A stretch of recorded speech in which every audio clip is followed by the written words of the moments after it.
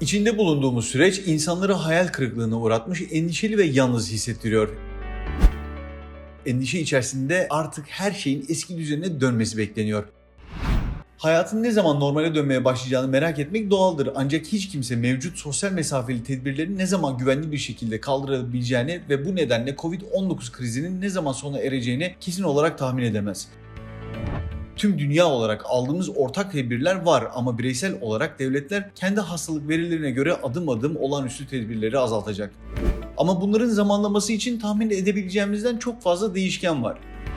Türkiye'de kurallara sıkı sıkıya bağlanır, hijyen ve izolasyon şartlarını eksiksiz yerine getirirsek Mayıs sonu, Haziran başı gibi normalleşme sürecine geçiş olabilir.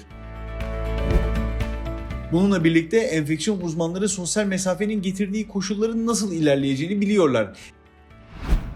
Eski düzenimize, yani bildiğimiz gibi topluma geri dönmeden önce ne olması gerektiğini açıklıyorlar. İlk olarak sosyal mesafe kılavuzlarına güvenle geri dönmeden önce enfeksiyon oranının yavaşlaması gerekiyor. Yavaşlama öncesinde de tabii ki pik dediğimiz zirve sayısına ulaşılması var.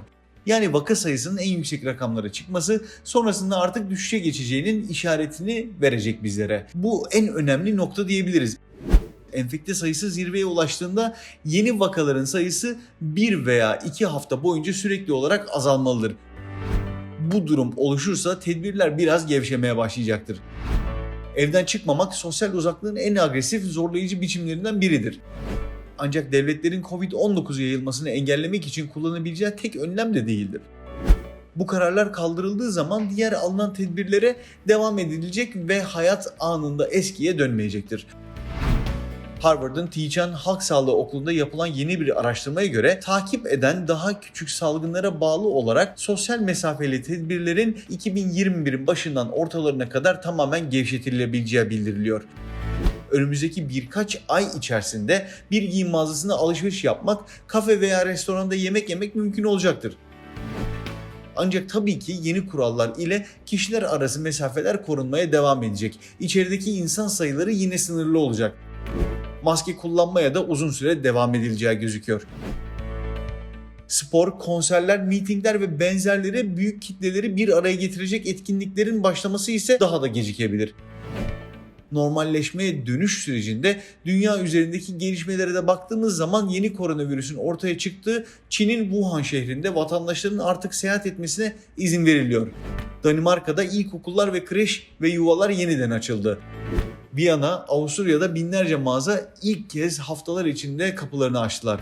Almanya'da 800 metrekareye kadar olan mağazalar, otomobil bayileri ve kitapçıların açılması planlanıyor. Aynı zamanda okulların ilk olarak lise veya ilköğretimin son sınıfındaki öğrenciler için 4 Mayıs'tan itibaren açılması düşünülüyor.